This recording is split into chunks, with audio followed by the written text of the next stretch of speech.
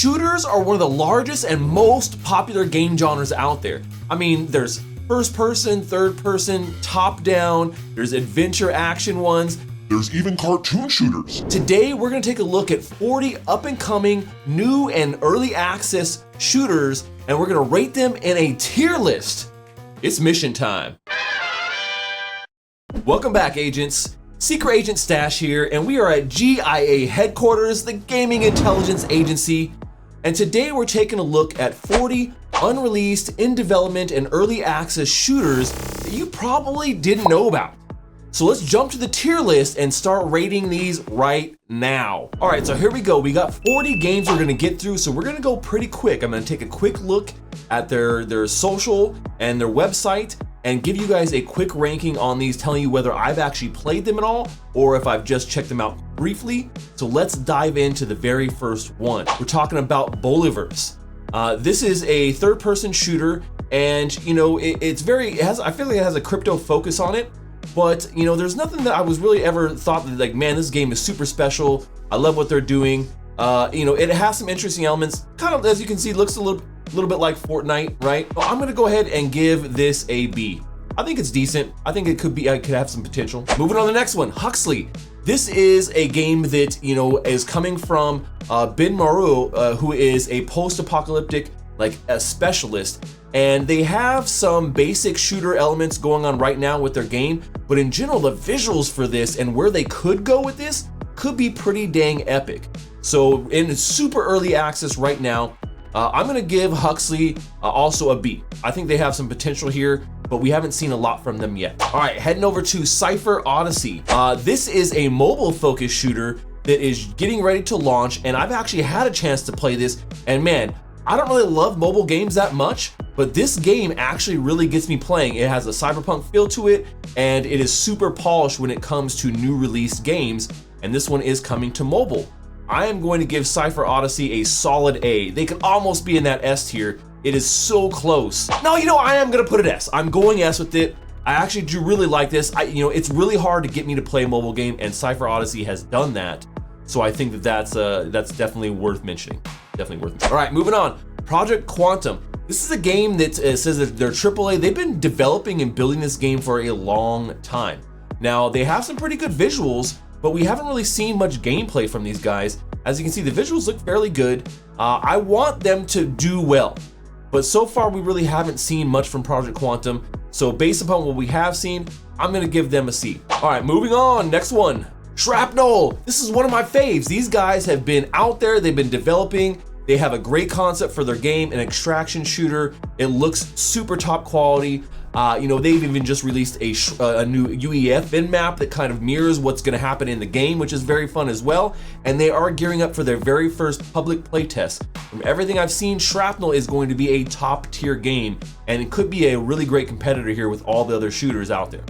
I'm gonna go ahead and give Shrapnel, I gotta go S. All right, Nifty Island. This is a cartoon style shooter that kind of mixes some Animal Crossing elements where you build your own island for people to come play on, and essentially in a shooter match.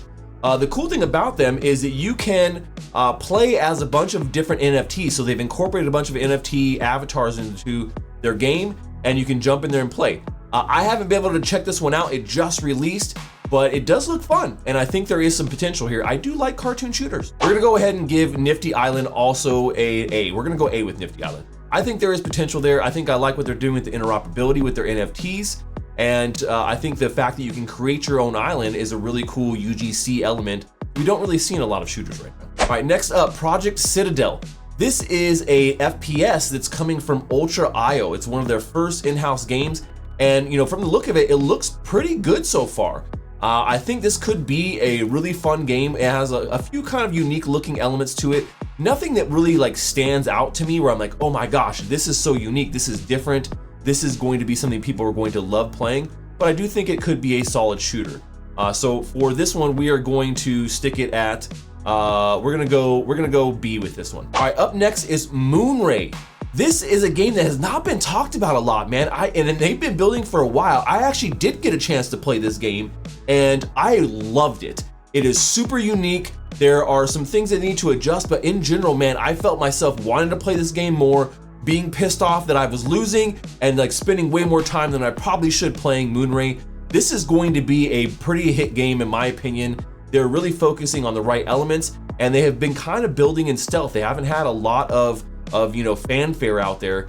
But I am going to have to give Moonray a solid A here. I think they could easily move up to the S tier as they actually launch and get more people playing the game. All right, up next is 3T Shooter. Now, one thing I will say about this is the name is kind of funny, right? So the name is the bad, the good, and the innocent. That's what the 3Ts stand for. Looking at this game, I don't know if it has unique enough elements that's going to get me excited. It seems like a solid shooter, but I feel like maybe it lacks a little personality. We haven't really seen too much of this. I haven't been able to play this game, but it is coming from Animoca Brands, so that is a really solid company that backs some of the bigger games. And I would love to see some more from TTT, but at this point, I think what we have seen, I'm going to go ahead and rank them in the C category. All right, up next is Last Expedition. This is a game I've played quite a bit. This is coming from Gala Games, and it is also an extraction first-person shooter. The thing I love about Last Expedition is that it has a really unique, game loop, right? They're incorporating some elements, some RPG elements into the game, and some like third-party elements where, you're playing against other teams, but you're also playing against the environment too.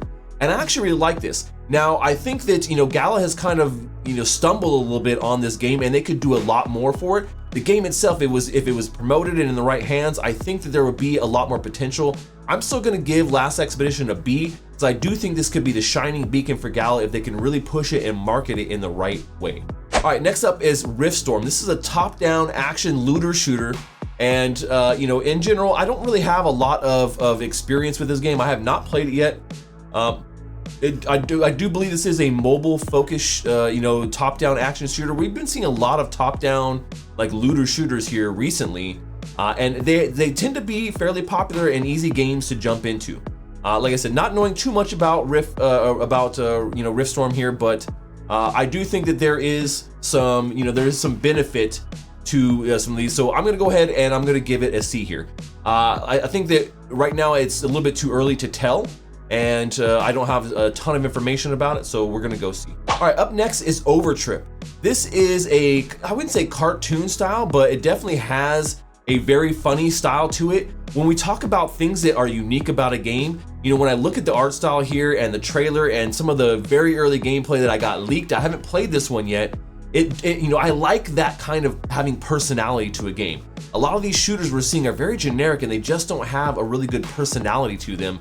And Overtrip really does seem to, they have this kind of funny trailer and like how the guy's there and like you can kind of see some of these things where, it stands out, right? It doesn't just seem like another generic shooter.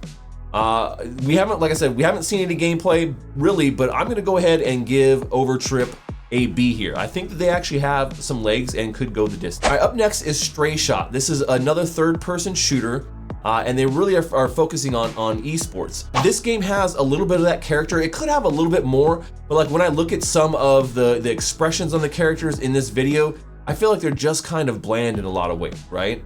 There's nothing to me about this that really says, hey, this is gonna be a standout hit game, but I do think it's going to be a solid game, right? They did a collaboration with a big baller brand, and I thought that was kind of pretty, it was pretty interesting with some pretty big NBA players.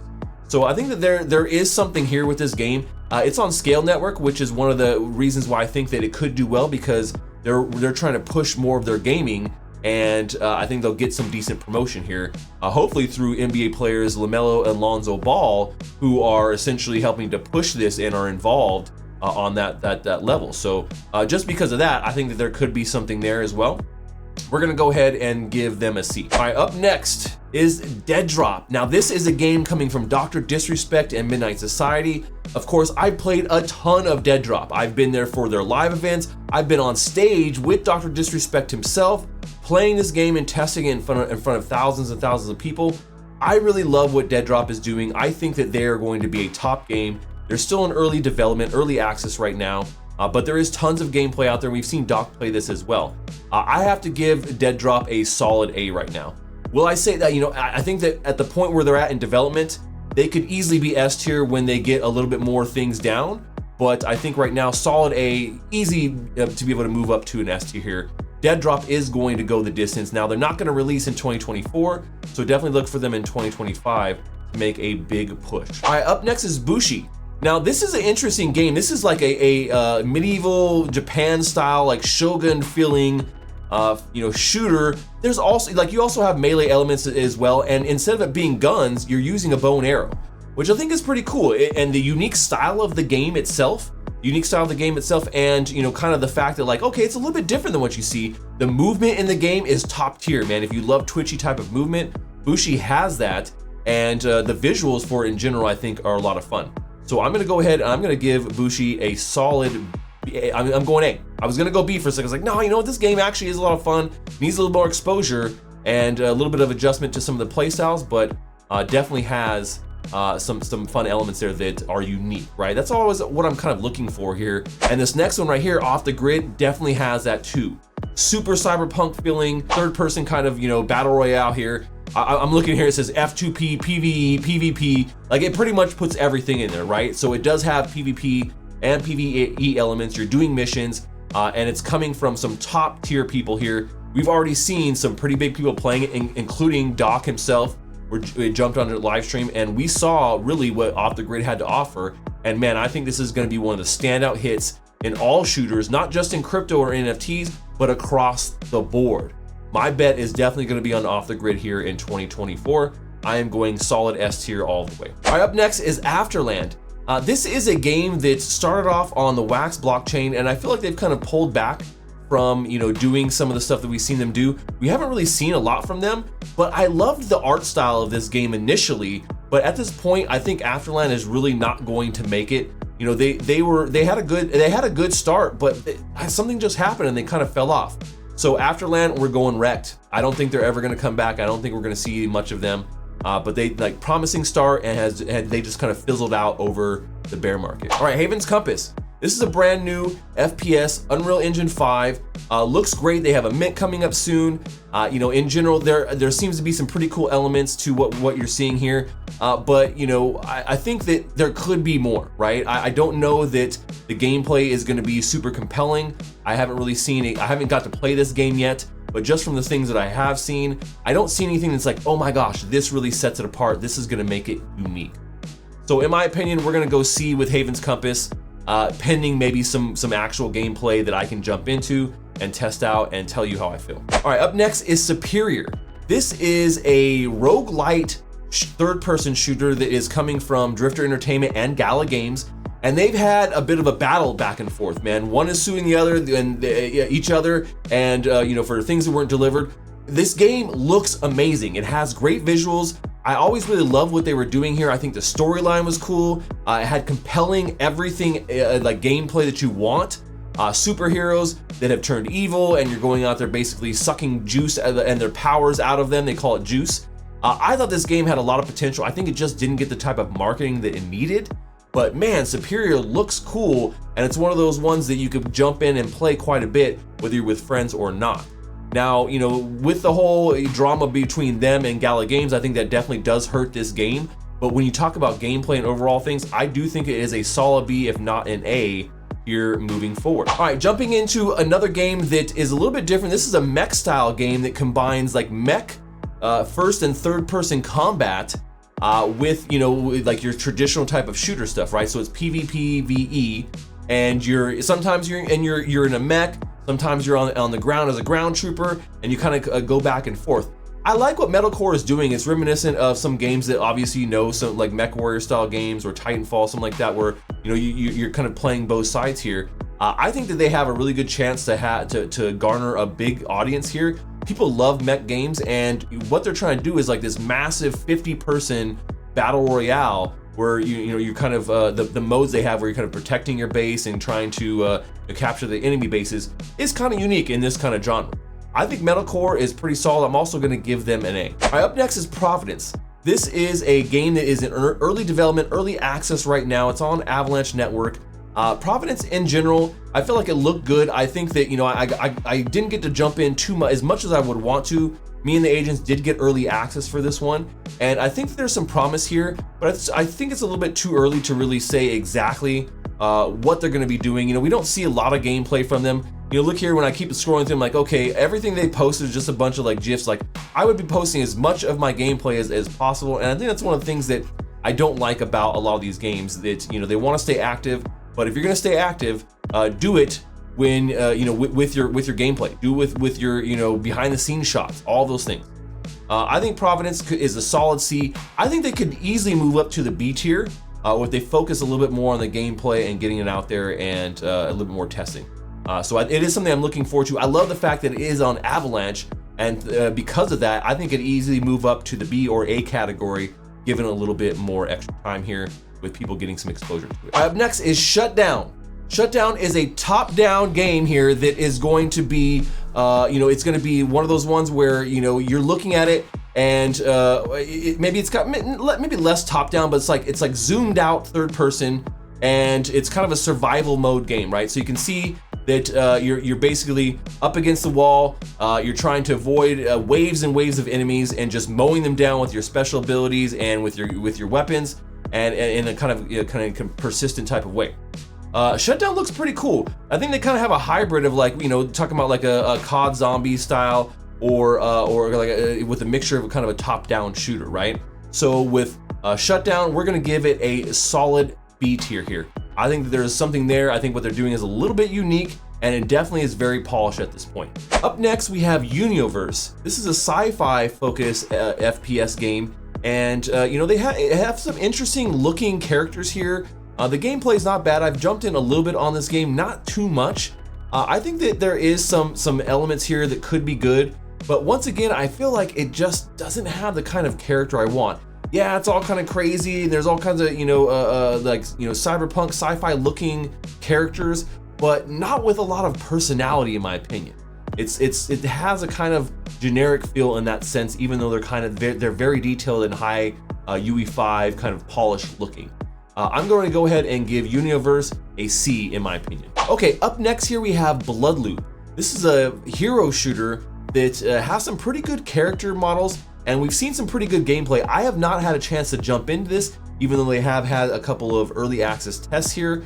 But from everything we've seen, I like the characters that I'm seeing here, and the gameplay looks pretty good. I think they just need to put a little bit more polish and get some you know, kind of you know, adjustments to some of the game modes.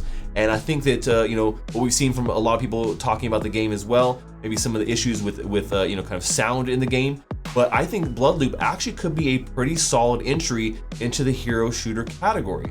We're gonna go ahead and we're gonna give Bloodloop a B in this category. All right, up next we have Mega Weapon. This is a top-down, fun kind of like low poly shooter, and I've had a chance to play this one, and guys, I actually really enjoy this. It is one of those games where at first I was like, I don't know if I'm gonna like this, but after jumping in with my community and really just playing a bunch of matches, man, it like everything about it really you know, screams fun to me. There's some really cool elements with you know, some of the modes they have, like gun game, but of course the Mega Weapon, which is one of the really cool things you can get while you're playing the game, and it just you know, slightly changes the game you know, that we would normally be used to, and gives a little bit of a unique element where, you know, a lot of these other games we're talking about, these shooters we're talking about, they just don't have anything like that. So I'm actually a pretty big fan of Mega Weapon, and I'm gonna give them a solid A here. Okay, My Pet Hooligan is once again a game I have played a ton of. This is a third-person cartoon-style shooter, and these guys are top tier, man. When we talk about not only the gameplay that they have for their game, which is a lot of fun right now, they have a couple of modes, and you know, I've been jumping in with the community here many times, many nights, and the lobbies have been fun. Now they're still in early access right now. You can download them on Epic Games, but on addition to the fact that they've done a great job with a cartoon shooter, these guys are you know, Pixel, Disney, and you know, top tier animation studio you know, developers. And in addition to that, they're taking this to the next level, and they're doing like a feature film here, and they got cool AI incorporation into the game. There is so much to unpack with My Pet Hooligan, and is definitely one of my top tier shooters in the NFT crypto game genre. I gotta go all the way S tier with My Pet Hooligan, and it's definitely one that you should check out. Up next, we have Undead Blocks. This was a very early you know, FPS on the blockchain. It's a zombie survival shooter, and you know, they had a really good lead when they really were getting started here in the early 2001 era. but with some problems they've had with the team, and there maybe being some questions about some embezzlement, maybe popping collars and stealing too many dollars. Undead Blocks took a nosedive at one point and lost that lead, and I don't think they're ever going to really come back, even under new management and new direction. So in my category, Undead Blocks going wrecked. Okay, next on my list is the Bornless. This is a free-to-play FPS horror game, and we don't see a lot of horror-themed FPS games, but man, the Bornless is doing it right. These guys have a really fun concept here, and in general what they're doing with their game modes and their character designs, and if you're scared, you hate clowns, maybe this isn't the game for you, but man, they've really done a great job of continuing to listen to their community and make changes and updates to the game to make it more interesting. They just introduced new faction mode, and they're getting ready to launch a brand new build of this, once again very early access. And man, I actually really love the Bornless. I think this is a great game to play, especially if you love horror games. Check it out. Even if you don't, I do think there's some great unique elements here, and I would encourage you to at least give it a try. The Bornless, we are going with a solid A tier here. I mean, it's so close to being S tier, it really is. I think the only thing that kind of does it for me is that, some of the stuff, there's still some elements that are a little bit clunky of onboarding people and getting them into the game and understanding, exactly where they want to go with the game itself as a whole, and as they've gone through quite a few iterations. All right, Engines of Fury. This is yet another top-down shooter, and but they have extraction elements where we don't see that very often. There's a lot of top-down shooters out there, but this one is essentially an extraction shooter where you're hitting basically a non-stop barrage of enemies, but you're trying to extract as well with a bunch of different elements and loot and things like that you can help build up. So in addition to it being a shooter, it also brings in some RPG elements where you can kind of build up your base and build it with some of the materials that you find that you extract with, and also with some play to earn elements that are coming very soon as well. All right, now we got Meta Ops. This is a free-to-play first-person shooter here, and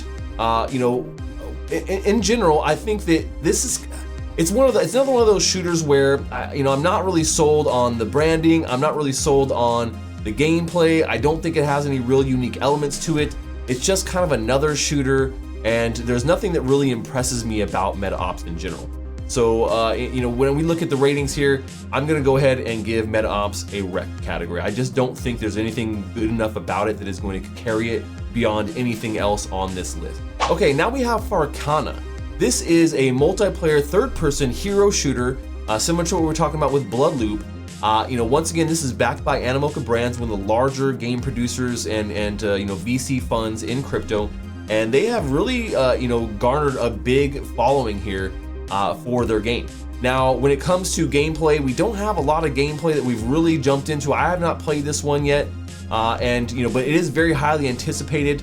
I think that we've seen good things when it comes to cinematic trailers and things like that. I don't know how well it's really going to do in the long term. I think they've built up a lot of hype to their token, but as far as really using their gameplay and getting more people outside of crypto, I don't know that it's going to have that type of penetration, because once again, I don't know if I see anything with this game that is really super unique about the gameplay. But once again, I have not played it yet, so it's a little harder for me to say, but just based upon the marketing and things that I've seen, I'm gonna go ahead and give Farana a C here. Now, I do think they could easily move up to a B or A tier as they really start focusing on that gameplay versus just focusing on tokenomics and hype. Okay, up next is Nexus. This is a game from Playable Games, and unfortunately they don't have their own Twitter, so I can just kind of quickly scroll through and show you guys some of this stuff. But this is actually a pretty unique combination of shooter and MOBA, where you have your basic shooter elements, and it's in a MOBA setting, right? You got 3 different lanes, you got towers that you're trying to take down, and I think that kind of makes it unique in my opinion. Now, not that we've not seen games that are kind of similar, but the elements that I've seen for Nexus do really make it a fun game to play. I've actually jumped in this one. I had a great time. I played it a couple times, and it does get you to a point where, man, you really just want to keep playing, because it's a sometimes it becomes a stalemate, and you're battling against the other team, and they got your towers down, you got their towers down, but you just can't stay alive enough. And so it has a lot of those MOBA elements that makes me want to keep playing. And for that, we're gonna go ahead and give Nexus from Playable Games an A rating. I really think this is a game that's a little bit underrated, and with a little bit more development, could definitely move up the list here to maybe an S tier if they get enough penetration into the mainstream audience. Okay, Mini Royale Nations. This is kind of a low poly shooter that is one of the things I like about it is that you can play it through the browser, right? Some of the games we hear are like, big AAA titles, and Mini Royale Nations is not really that kind of title, but it's one of those ones that you can jump in super quick. You can start playing matches. You don't need anything. You don't even need, I don't need an account for things like this. You just jump in and start playing. And I actually really love that fact. I love that they're doing that, and they are trying to do more with this game. But I think that there are a plethora of these style of games out there, and there is a lot of competition for like your casual FPS style game. And so I think that Mini Royale Nations definitely has something that is fun, and they do a good job with their characters and making things look unique. But in general, I think that I'm not sure what long term they're going to have, like what kind of longevity they're really going to have in the market. And we haven't seen a lot of excitement for Mini Royale either. I'm going to go ahead and give them a C today. All right, Rocket Monsters. This is another game that has some interesting elements to it. It's a third-person shooter, and they are still in early access development. It has that kind of cartoon feel to it.